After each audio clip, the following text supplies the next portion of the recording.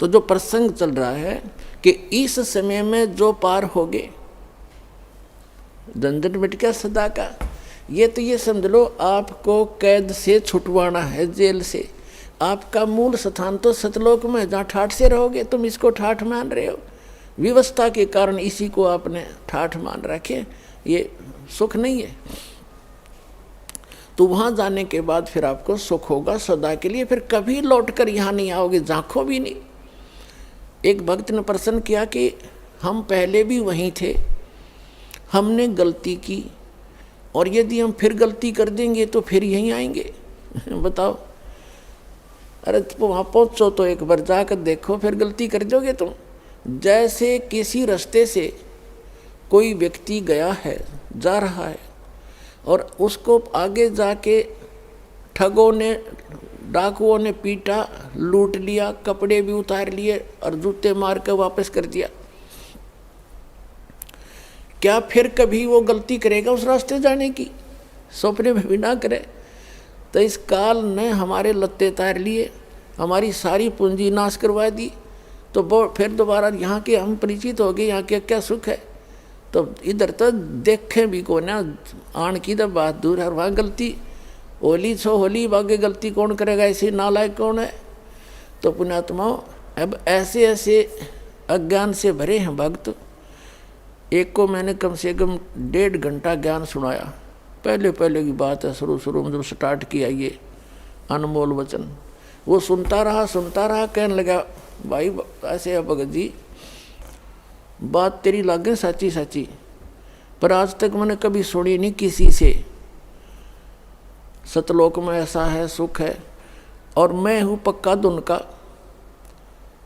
और मैं नाम लो नहीं।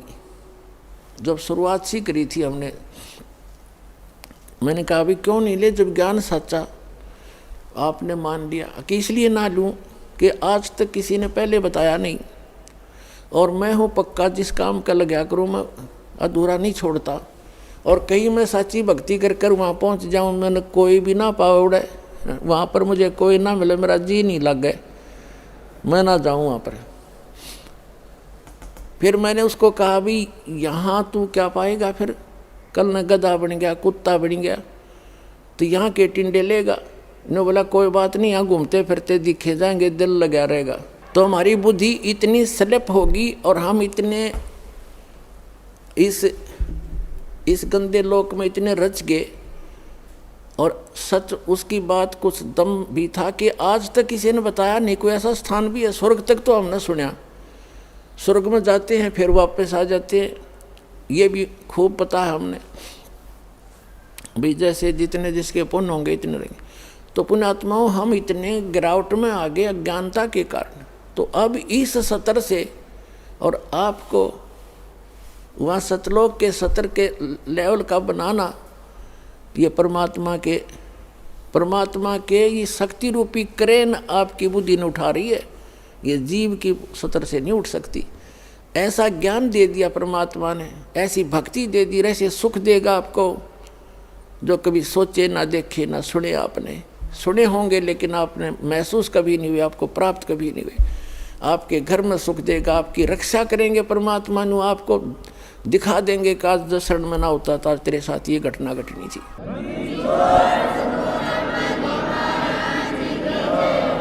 तो फिर अपने आप मान लेंगे कबीर इज गॉड। कबीर तो गॉड है ही है, लेकिन हम आपको गॉड को गॉड ही सिद्ध करने के लिए दास ने इतनी मेहनत और प्रयत्न, इतने प्रमाण दिखाने पड़ते हैं। तो प्रसंग है ये कि इस समय में जो पार होगे, हजारों वर्ष चलेगा ये ज्ञानी, पूरी पृथ्वी पर होगा, और सभी ये बकवाद छोड़ देंगे। मांस खाना, शराब पीना, तंबाकू प्रयोग करना, चोरी जारी, ठगी, बकवाद, हेरा फेरी, सारा दिन कर्म फोड़े, और किसके लिए? 2 रोटी के लिए।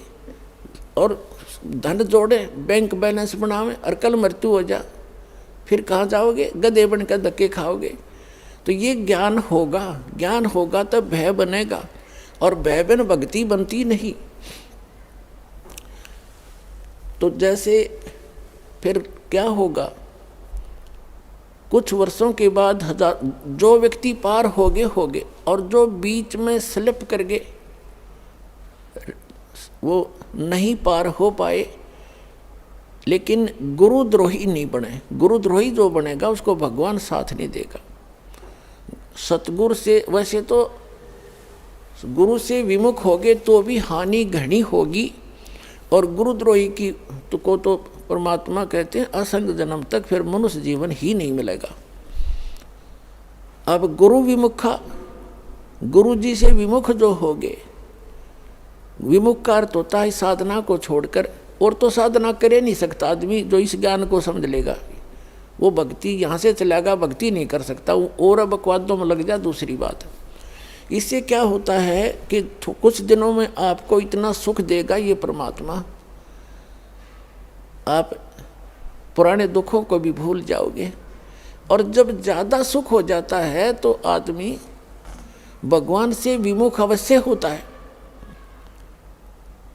तो ये सावधानी बरतनी है कबीर साहब इसके। अब कुछ परमात्मा आपको क्या करेंगे, आपको थोड़ा बहुत कष्ट बनाए रखेंगे ताकि आपको पुराने दुख भी याद आए जा। ऐसा दुख नहीं देंगे जो आपको घनी हानि कर जा, पर थोड़ा बहुत आपके हृदय में ये बना रहेगा कि ये थोड़ा बहुत, ज़्यादा नहीं होने देंगे।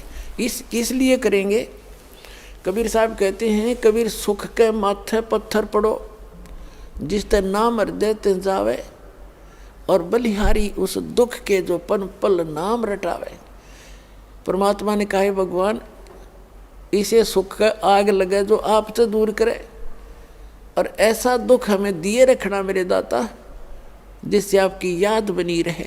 इतना कष्ट आपको अवश्य देगा। ये एक परमात्मा का फार्मूला है, नहीं तो आप भूल जाओगे भगवान को। ये आपके लिए वरदान बना रहेगा, ये सत्कर मानना। किसी भी प्रकार का देवों से सारे शरीर में थोड़ा बहुत रह के ठूठा, बाकी हानि नहीं होने देगा, आपकी भक्ति सुचारू करवाओगा।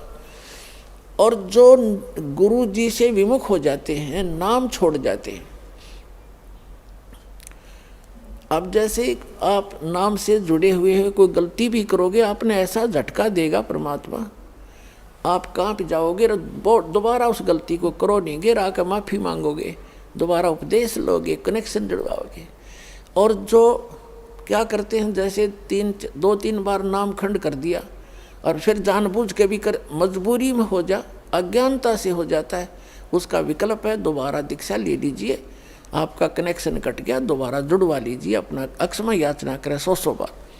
और जानबूझ कर गलती करोगे फिर आप विमुख होगे भगवान से। आप बेशक गुरुद्रोही नहीं हुए तो धीरे धीरे क्या होगा, आपका कनेक्शन कट गया।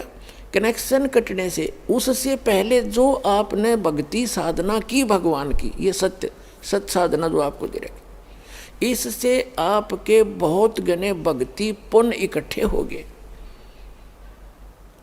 और आपने नाम भी त्याग दिया, यहाँ आना भी बंद कर दिया, और घर पे भी आप रहने लगे। कभी मंत्र करोगे, कुछ दिन तो करोगे लगातार, लेकिन फिर काल नहीं करने देगा और बकवादों में बढ़ जाओगे, और फिर भी आप सुखी होगे। क्यों होगे सुखी? क्योंकि आपने जितनी बैटरी चार्ज कर ली 1 वर्ष 2 वर्ष 4 वर्ष यहाँ रह करके इस सत भक्ति से, तो वो तो आपके साथ है। लेकिन भविष्य में आपका चार्जर ठीक नहीं रहा तो एक दिन वो पिछले पुण्य समाप्त होंगे और कैर फिर शुरू होंगे। अब जैसे कई भक्त अब तो खैर नहीं जाएंगे, अब तो ज्ञान हो गया, बुद्धिमान हो गए। शुरू में हमारे साथ बड़ी समस्याएं रही। कोई शुरू में आए, उनको इतना सुख दिया, 1-2 वर्ष रहे, फिर छोड़ छाट गए। कोई लोक लाज में आके, कोई वैसे बकवादों में। तो वो क्या कहा करते कि हमने नाम भी छोड़ दिया, हम तो फिर भी सुखी हैं, क्या रखा है उसमें। अब उनकी ऐसी ब्रांड मैटी हो रही है, दुर्गति, अब दोबारा आने लग रहे हैं, वह पूंजी खत्म होगी। तो कहने का भाव ये है कि जैसे वो ये कहते हैं कि हमें कोई दुख नहीं अब, और तुम भक्ति कर रहे हो तो भी क्यों आप महसूस करोगे कि इसने नाम भी छोड़ दिया, और यूँ कह मुझे कोई दुख नहीं, सारे ठाठ से दिखे इसका।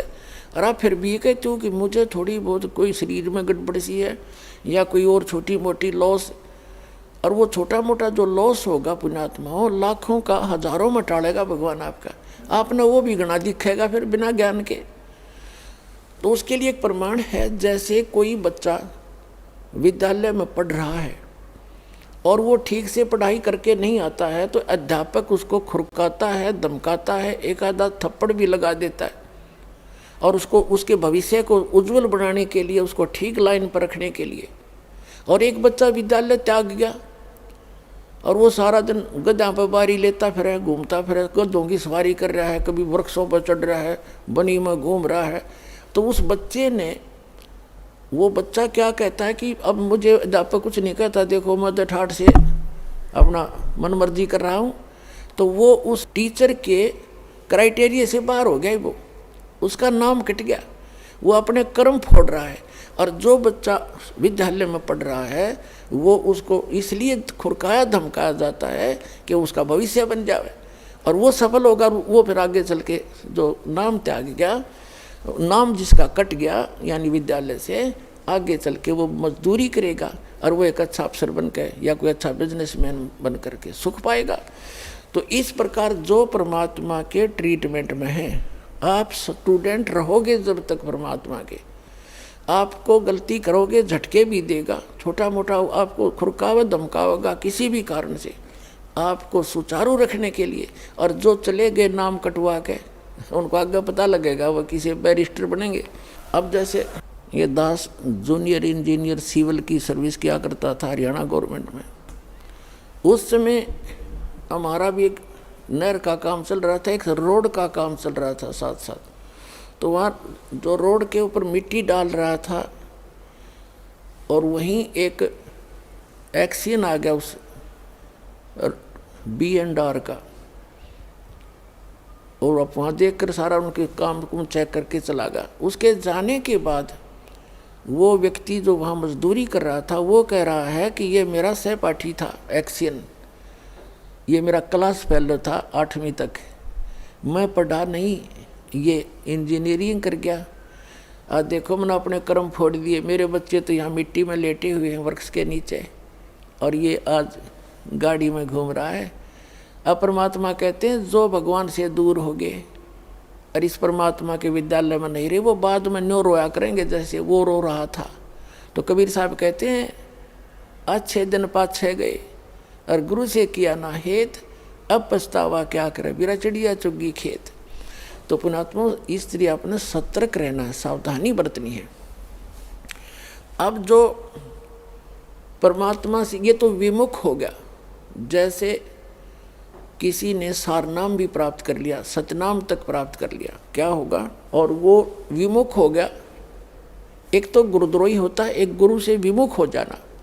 तो परमात्मा कहते हैं, गरीबदास जी ने कहा कि गुरुद्रोही की पैड़ पे जय पगावे वीर और 84 निश्चय पड़े सतगुरु कहें कबीर। जो गुरुद्रोही हो गए उसकी पैड़ पे पैड़ यानी उसके कदम पर, उसके पैर के चिन्ह पर अगर आपका कदम रखा गया, कहते हैं तो भी 84 लाख योनियों में जाओगे। वो गुरुद्रोही जो हो जाता है। गुरुद्रोही कौन होता? जो गुरु जी की निंदा करता है और इस नाम को त्याग जाता है, कोरी बकवाद गढ़ता है, झूठ बोलता है, नरे आरोप लगाता है, वो गुरुद्रोही हो गया।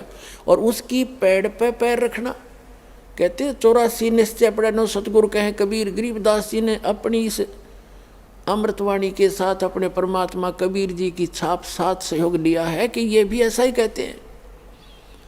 अब पैड़ पे पैड़ रखना ये नहीं है कि गुरुद्रोही जा रहा है, आप वहाँ पीछे पीछे जा रहे हो तो उससे वो नहीं कि उसके कदम पे कदम नहीं रखना।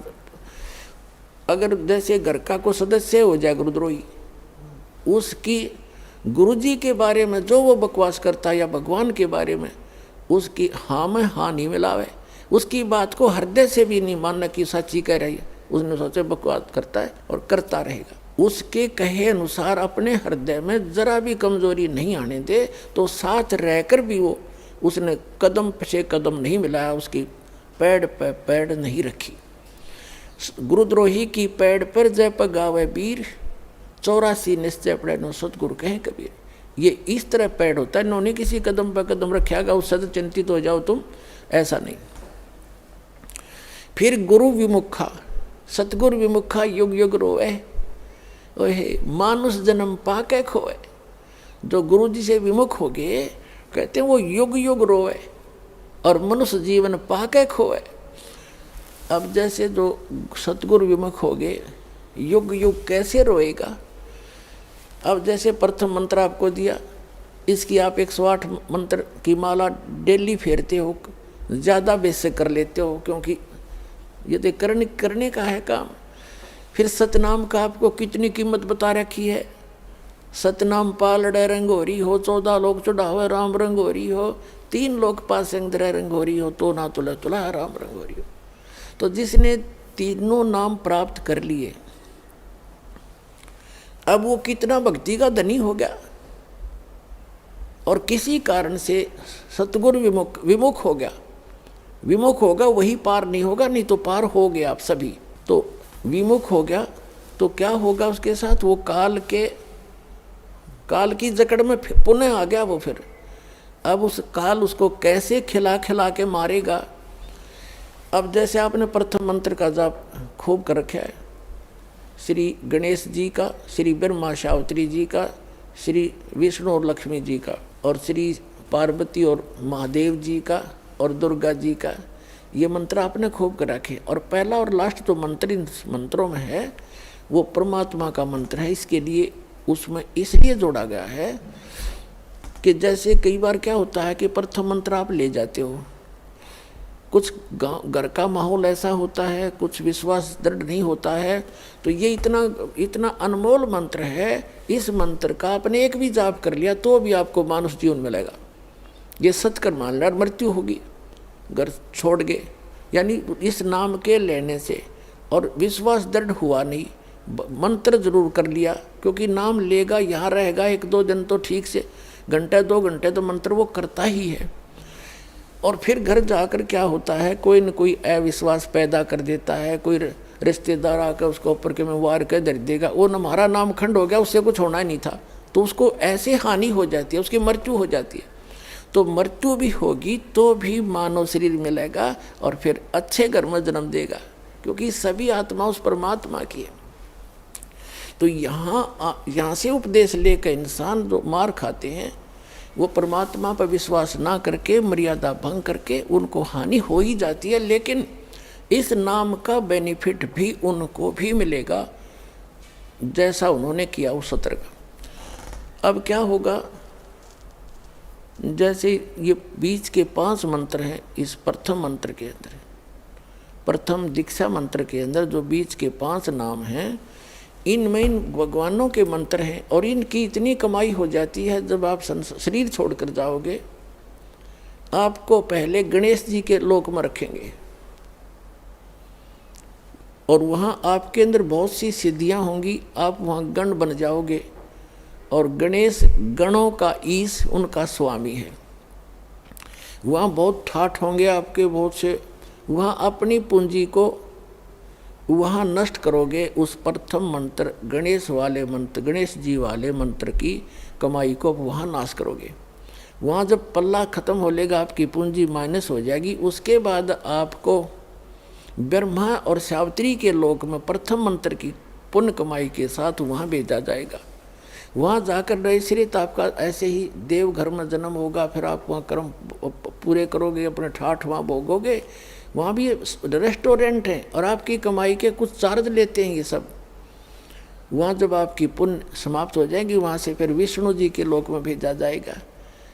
और फिर वहाँ से जब आपके पुण्य समाप्त होंगे, फिर आप शिव जी के लोक में भेजे जाओगे। जब आपके वहाँ पुण्य समाप्त हो जाएंगे ये भक्ति के, फिर आप दुर्गा जी के लोक में भेजे जाओगे। वहाँ जब समाप्त हो जाएंगे, जिसने प्रथम मंत्र का रखा है, सतनाम भी ले रखा है, तो उसके बाद क्या होगा, सतनाम के प्रथम मंत्र जो ब्रह्म का मंत्र है, फिर आप ब्रह्म लोक में जाओगे। और वहाँ इनसे ज़्यादा सुख है या बकवाद ज़्यादा है।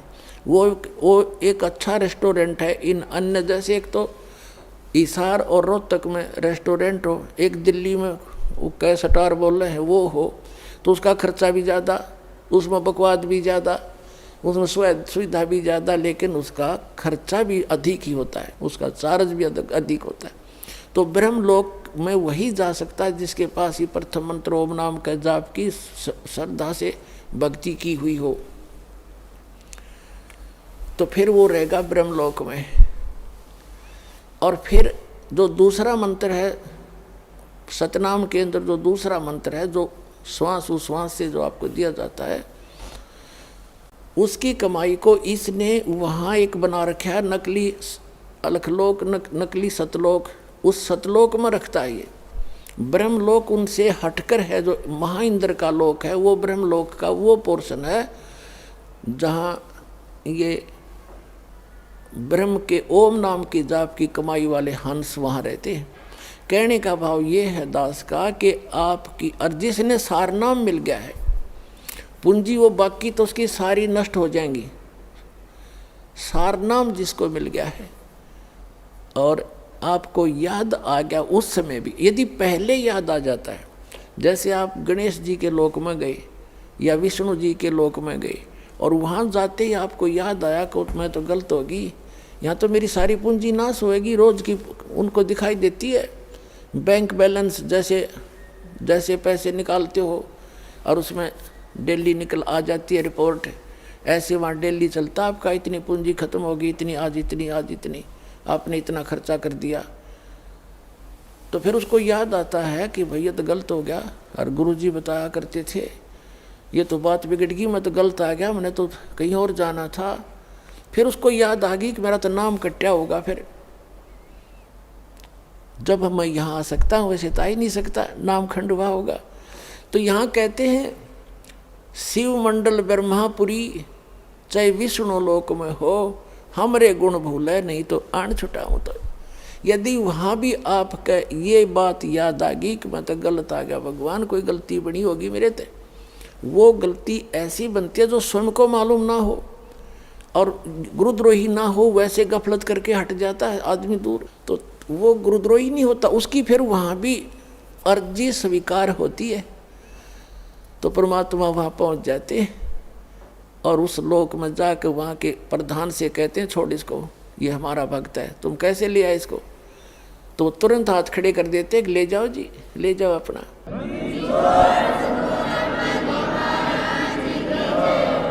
लेकिन उस नालायक ने काम कितना बिगाड़ लिया, अब उसको कहाँ रखेंगे भगवान? इस एक ब्रह्मांड, प्रत्येक ब्रह्मांड के अंदर मालिक ने अपना एक राजदूत भवन जैसे होता है ना, प्रत्येक कंट्री का, प्रत्येक कंट्री में, प्रत्येक देश का, प्रत्येक देश में, ऐसे मालिक ने ऐसा गुप्त स्थान बना रखा है वहाँ पर। और वो इनके भी समझ में नहीं वो है क्या चीज़, तो वहाँ ले जाकर स्टॉक रख देते हैं बीज रूप में, बोरी की बोरी भरी धरी है वहाँ पर। अब वो जो इस कलयुग के अंदर रह गए हुए और फिर उनका, क्योंकि काफ़ी दिन के बाद पहले तो यहीं ठाठ दिखेंगे, उसने फिर मृत्यु होगी, इतना बहुत देर हो चुकी होगी और ये भक्ति युग समाप्त हो चुका होगा, कलयुग का अंतिम चरण प्रारंभ हो चुका होता है।